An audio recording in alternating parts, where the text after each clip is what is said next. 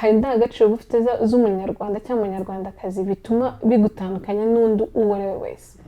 Ikintu cy'ibanze nigira ku mateka y'u Rwanda ni ugukotana, ni ukudacika intege, kwa kudaheranwa. Njye ntekereza ko ku gihugu cyacu bigaragaza imbaraga zo gushyira hamwe n'ubuyobozi bwiza. Iyo tutaza gushyira hamwe ntabwo tuba turi u Rwanda dufite ubu ngubu, ntabwo tuba turi proud, ntabwo tuba twicaye hano, kuko urabona ko mu Rwanda hari ibintu byinshi bisigaye biba mu Rwanda bitari mu bindi bihugu bya Afurika, kandi ibyo bihugu bindi byo muri Afurika nta nubwo byigeze bigira ikintu icyo ari cyo cyose na kimwe cyabahungabanya.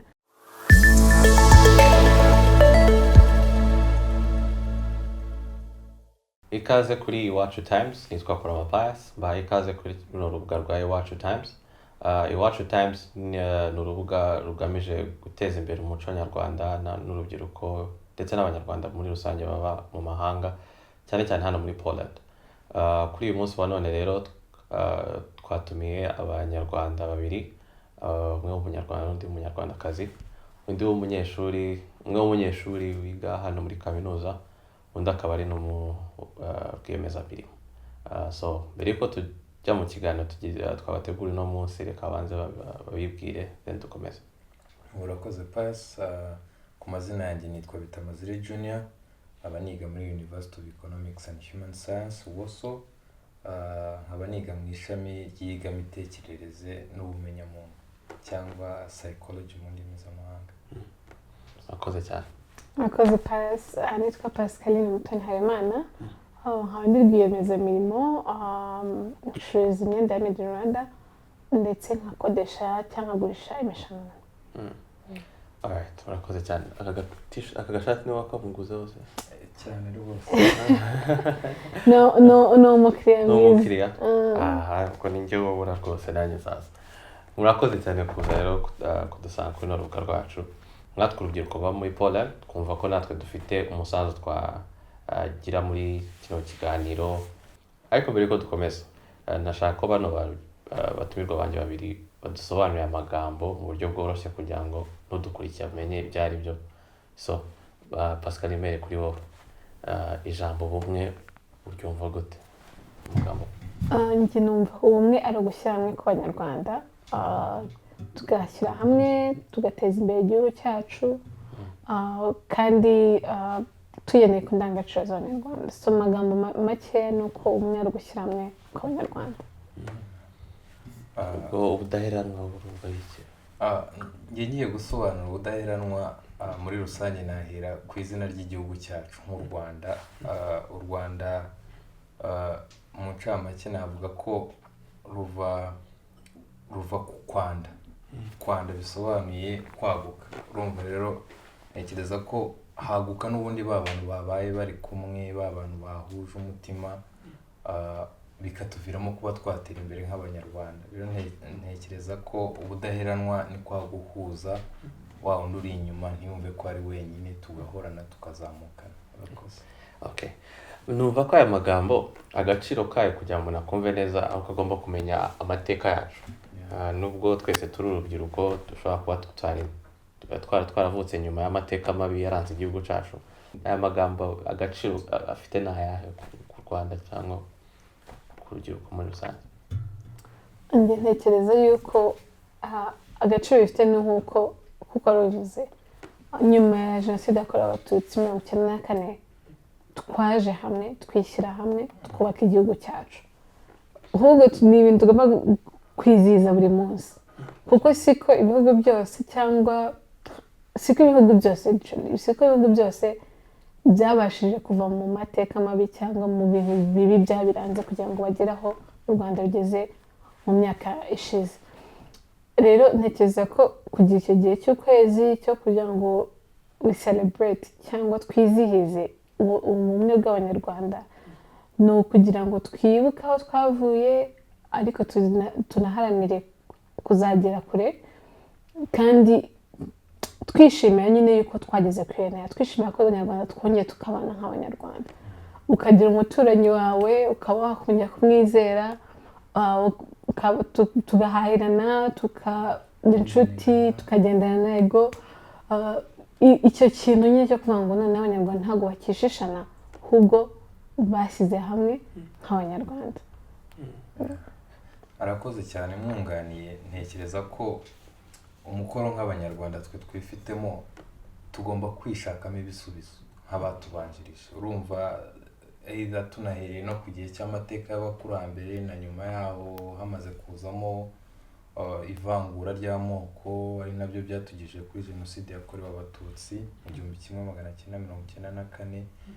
ariko nyuma yo kubohora igihugu habayeho ko nkatwe nk'abanyarwanda aho gukomeza tukirimo ngendo umututsi ndi umuhutu ndi umutwa, ibyo tugomba kubyirengagiza ahubwo tugashaka icyateza imbere igihugu cyacu. Okay, urakoze. Nibyo rwose aho tumaze kujya harashimishije. Nkatwe cyane cyane baba muri Poland, hari igihe igeze inaha ikintu cya mbere uganiye n'umunyamahanga rimwe kabiri atangiye kubaza suvaye mu Rwanda yatusura umuhutu uri umututsi uri umuki cyane ahubwo akabiguhitiramo kuvuga tuvanga abo bantu ubundi badusubiza inyuma cyangwa batatira bwa bumwe bwacu bwo mubyitwaramo gute iyo bababaje nkamwe mubigeza mute iyo mubwiye n'abantu babaza ibibazo nk'ibyo? Ubwo nkanjye ngiye kureba experience, hari ibyambayeho nkiga mu Butaliyani. Nahuye cyari ikigo cy'abapadiri, nahuyeho n'umuntu yabayeho mu Rwanda igihe gito aza kuhava. Rero ngiye guhura nawe numvaga ko nk'abazungu ntibajya bamenya n'ibyo bintu, ariko akahita kubaza se uri umututsi uri umuhutu. In fact ni nayo moko abiri ahita kubaza. Ndabatwa disi nawe. Ese mubwira ko oya rwose njye ndi umunyarwanda, iby'ubuhutu iby'ubututsi ibyo byari ibya kera byatugejeje ku mateka ya nayo. Ntekereza ko ukuntu tubyifatamo ugerageza kwigisha, kwaguhozaho ukamwigisha ukamwereka u Rwanda, ayo mateka yadukuye hano atuma u Rwanda rwacu rutagera ku iterambere nk'ibindi bihugu. Ubu kuva twarabirwanyije reba aho tugeze. Ngewe ndibuka ko nkigera muri Visitora, umwarimu yabimbajije, umwarimu wanyigishaga yabimbajije, ndangije ndamusobanurira, ariko byambye natange kumva umwarimu niyo akagombye ko nyigisha amateka kuko nize ubanye n'amahanga, niyo akagombye ko ari kunyigisha, niyo akagombye naje ku ishuri kwiga, ariko niwe uri kubimbaza. Ndangije ndamusobanurira, ndamwereka amafoto nyine kumva ko ari class zitandukanye nagendaga buri gihe nyine mwereka. Ibi bituma nanagenda nategura tu events dutoya muri Visitora aho neraga kugira ngo nerekane u Rwanda aho rwavuye, ishusho y'ukuri aho rwavuye n'aho rugeze ubu ngubu. Kandi byayitabirwaga pe, si ukuvuga ngo barimo gusa n'abanyeshuri babonaga ko bafite inyota yo kumenya u Rwanda n'ibindi bihugu bya Afurika, ariko nyine ubwo njye nibanaga ku Rwanda.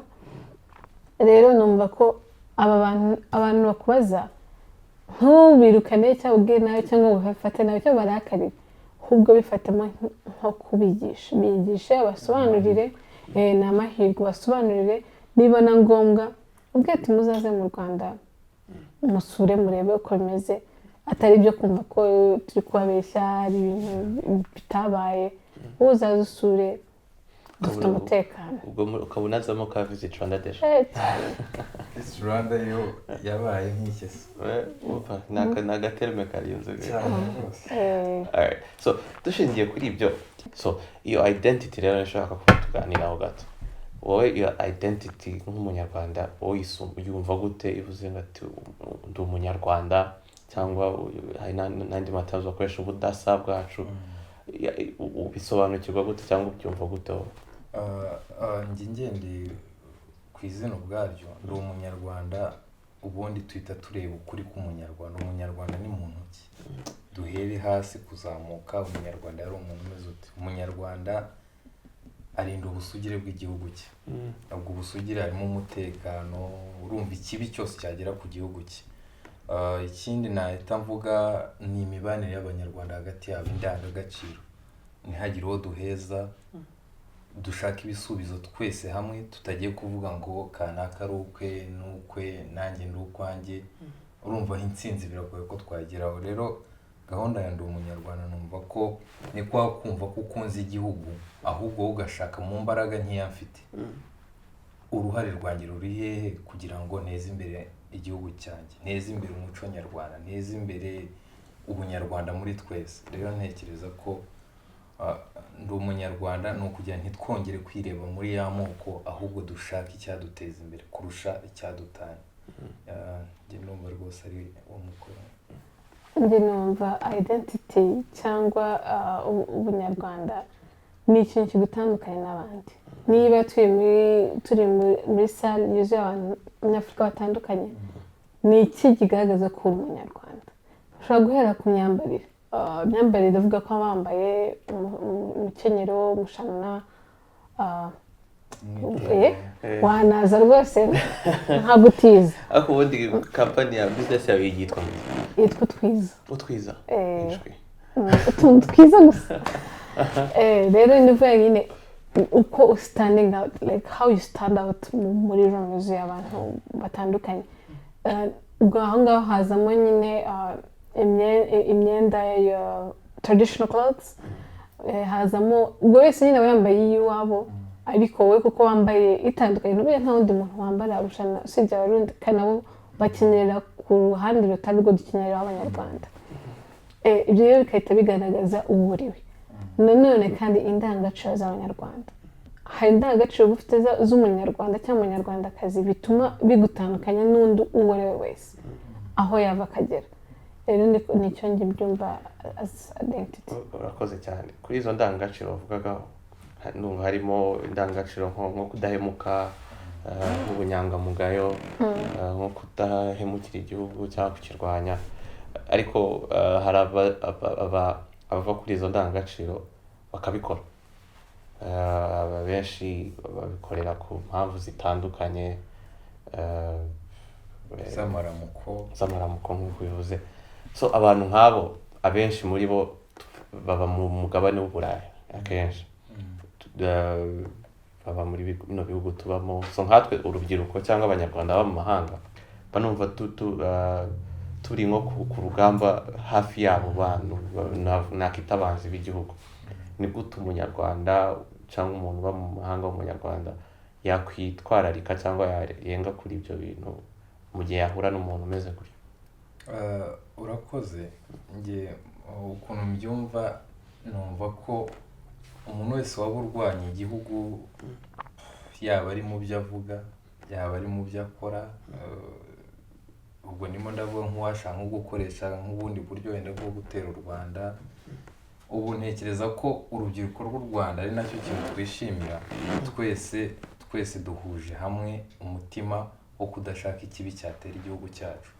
Urumva niba ari nk'umuntu uvuga nabi igihugu, ikintu ukora ugerageza kuba wamuganiriza, ukamubaza, ukamwigira, ukumva nyine niba hari icyo wamufasha mu kuba yabona ishusho nyakuri y'u Rwanda. Ariko ntagomba kuba yatubera nk'ikibazo, ahubwo mu gihe cyose twagerageje nk'abanyarwanda guhuriza hamwe tukamuba hafi, iyo bibaye ngombwa ko ahindura ya myumvire, akaba nawe yagira uruhare mu gushaka icyateza imbere igihugu cyacu. Uretse yuko hari bamwe usanga batatira icyo gihango nk'abanyarwanda, ariko abo bose ntabwo baba imbogamizi, ahubwo ikibi n'umwanzi waba wagutereye ahandi. Ariko mu gihe umwanzi umuzi akurimo, umenye uko umwitwaraho, umwima cya gihe mu gihe atifuza kuba yahinduka ngo ajyane n'iterambere ry'igihugu cyacu. Nubwo Junior yabivuze byose, umuzi niyo umenye ute se ubundi? umuntu hari ibintu bigaragara, sibyo? Niba Iwacu Times bari ku promoting cyangwa bavuga ku banyarwanda turi Polonye kugira guteza imbere igihugu cyacu, gahunda ziri mu gihugu cyacu, kugerageza gusobanura ibyo, kwerekana aho igihugu cyacu kigeze, ibyo wakora, icyiza kiri hano, nyine iyo exchange. Hakaza hari uzi ndakubwira ati reka mu Rwanda rwose ntabwo bimeze neza, nta mutekano uriho, kandi uvuye mu mezi 3 ashize umutekano wari amahoro. Uwo nguwo nyine utangira kumukeka. Akoze cyane. rero nkatwe urubyiruko ruvukiye muri kino gihe kiryoshye nyine cyoroshye ugereranyije n'ibyahise, twakoreye bwa butwari bari bafite ngo natwe tubukomerezeho, aho kugira ngo kuko akenshi abantu bavukiye mu muteto no mu byiza nabo baba batesi nyine bashaka gusubiza ibihe inyuma. So ni gute twakwirinda twakomeza ubwo butwari n'uwo murage mu gihe tuvukiye mu bihe byiza kandi aho nkizimbye mu magambo, ikintu nge numva kiri mainly ni ukwigira ku mateka, tukareba amateka ariho reality y'ubuzima, ufite umubyeyi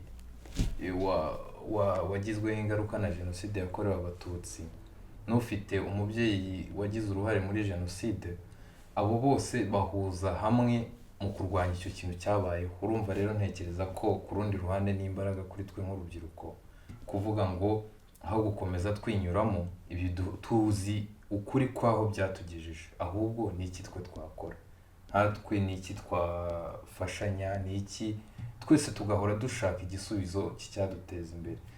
Nk'urubyiruko tugomba gusigasira ibyagezweho nka Julius, tubisigasire. Niba ushaka kuzasazira cyangwa ushaka ko ababyeyi bawe cyangwa abana bawe cyangwa tonto basaziye mu Rwanda bimeze gute, nitwirara tukabagira ntibindeba, u Rwanda ruzasenyuka. Kuko ubuyobozi bwiza buriho ubu abarimo barakura bavamo. Rero tugomba kugerageza gusigasira ibyagezweho, tukagerageza no kubiteza imbere, no to improve, kubiteza imbere, kuko nk'ubu ngubu ubuyobozi buriho hari technology batari bafite, hari ibintu byinshi batari bafite ariko twebwe ubu dufite. None gute twakoresha ibyo dufite kugira ngo duteze u Rwanda imbere kurushaho? Niba turi hano mu mahanga, twaje kwiga, twaje gukora, twaje kujya gute, ntitwibagirwe yuko hari u Rwanda ruhari dushaka guteza imbere kugira ngo tuzagire igihugu cyiza.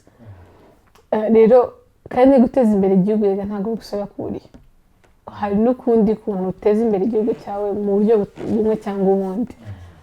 Ndika ko ikiganiro cyari kigeze kuba bakavuga yuko amafaranga menshi, hari percentage nini yavuye mu diaspora nyine bohezaga mu rugo. Rero ni ukuvuga ngo iyo ni iterambere ry'igihugu, gusa twebwe nk'urubyiruko numva ko dufite umukoro yuko tugomba gusigasira u Rwanda dufite ubu ngubu. Twavutse neza, twavuka neza, no byatumye byagezweho n'ababyeyi bacu, ariko nanone tubahe ahantu heza ho gusazira, ntidutume bavuga ati noneho ndabona tugiye gusubira ku rugamba, ntizabe urugamba rw'amasasu. Yego bibaye ngombwa twajyayo, ariko Junior ariteguye cyane, ariko turwanye ko ruzaba urugamba rw'amasasu. Alright, cyane mubivuze neza cyane. Ikibazo mfite kindi, nk'urubyiruko akenshi tubamo natwe tutikuyemo, hari ibintu bavuye mu rubyiruko. Njye naruvuyemo. Iyo ufite imyaka 35 kuzamura bavuye mu rubyiruko. Ufite 35 njyewe? Abaye ngenda nuko ndi umwana, n'ubwanwa bwampemukiye bukaza kuyibose, ariko ndakabebe rwose. Nk'urubyiruko ndimo kugenda mvamo, hari imbogamizi tujya, ntabwo ari imbogamizi, ni kamere yacu njyewe nk'urubyiruko akenshi. So muri bino biganiro nk'ibi ngibi ubuyobozi bwacu akenshi bizana ngo tubigiremo, bidushishikariza ni gute urubyiruko rundi ruba ruri bitabira izindi gahunda kurusha ibiganiro narwo rwakwiyungamo, rukajya narwo rugira uruhare muri gahunda nk'izi zo gukomeza ubumwe bwacu. Navuga ko tugifite cya kintu cyo kumva ko nubwo ndi imahanga, nubwo nigira hano cyangwa ntuye hano, hari igihugu cyanjye, hari u Rwanda. Umva ko twese tugomba guhuriza hamwe mu kumva ko twashaka ibisubizo, kandi ibyo bisubizo bizava mu kuba twaganiriye. Twe narumva urubyiruko twaruvana mu gutwika ngo turujyane mu biganiro. Gutwika ni ngombwa, gutwika ni ngombwa kuko burya hari ikintu bita work life balance. gutwika ni ngombwa ariko biruhura no mu mutwe. biruhura no mu mutwe ubwo se buriya nyuma yaho nabyo twabiganira.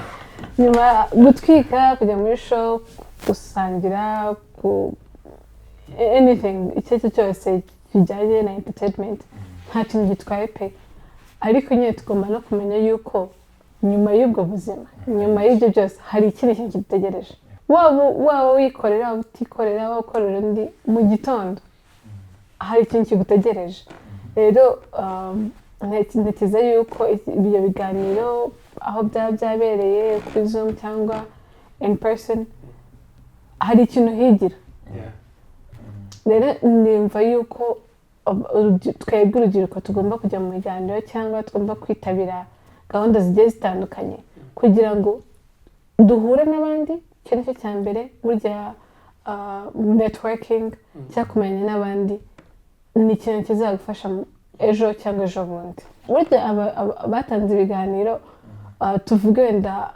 ambasada wacu mu myaka 30 ntabwo azabasha gutanga ikiganiro ahubwo twebwe tuzate kugendera ku byo yatwigishije n'ibyo yatweretse kubera experience yiwe tubigendeho dutanga ibyo biganiro cyangwa tubigendeho tuyobora igihugu cyacu.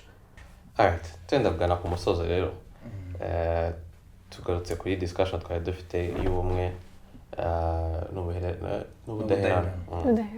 Ni iki cya mbere wavuga wigira ku mateka yacu mu Rwanda?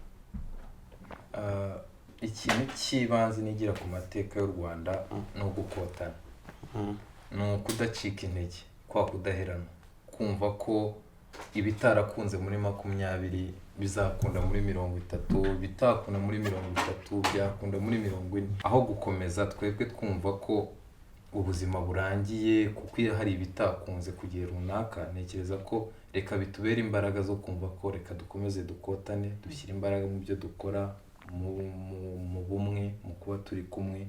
Ibyo byose tuzagenda dushaka ibisubizo kandi ndizera ko bizacamo neza cyane. Ntekereza ko ku gihugu cyacu bigaragaza imbaraga zo gushyira hamwe n'ubuyobozi bwiza. Iyo tutaza gushyira hamwe ntabwo tuba turi u Rwanda dufite ubu ngubu, ntabwo tuba turi proud, ntabwo tuba twicaye hano kuko uburyo bumwe cyangwa ubundi ntabwo tuba dufite ubushobozi bwo kuba twicaye aha. Nta nubwo ni kwa kundi nyine ugera mu gihugu cyangwa ntunageremo kubera aho turuka, kuko urabona ko mu Rwanda hari ibintu byinshi bisigaye biba mu Rwanda bitari mu bindi bihugu bya Afurika, kandi ibyo bihugu bindi byo muri Afurika nta nubwo byigeze bigira ikintu icyo ari cyo cyose na kimwe cyabahungabanya, ariko ntabwo bafite iyo security, umutekano, ntabwo bafite icyo ibindi bihugu bibabonamo, ariko twebwe badufitiye icyo cyizere. Ntekereza ko nk'umurage nk'abanyarwanda twahawe cyangwa by'umwihariko urubyiruko, navuga ko abatubanjirije bose tutiriwe tujya nko mu gihe cya kera twanahera n'ejo bundi mu rugamba rwo kubohora igihugu, bari abantu urumva bamwe nko ku ngabo zimwe zari ingabo z'ibindi bihugu, ubwo Uganda benshi barwanira ibindi bihugu, ariko bishatsemo imbaraga. Baravuga se ni iki nkatwe kuba tuba mu yandi mahanga, ni iki twakora kugira dusubire mu gihugu cyacu? Rero ntekereza ko biciye mu gukotana, mu guhuza, ko mu bintu byafashije ingabo z'igihugu harimo kuba bahuriza hamwe, kuba ntawe ugomba kumva ko afite ibyo yitekerereza, ahubwo bose bahuza umutima kugira ngo byose bazagenda babigeraho. Murakoze cyane kuba mwakiriye ubutumirwa bwacu, n'ubutaha muzagaruke. Hano ni iwacu, ni kuri Iwacu Times. So mwakoze cyane kutuganiriza. Naho ubutaha ubwo njye nari Kurama Pius, yari Bitabaze Junior, yari na Pascaline Mutoni. Naho ubutaha, bye bye.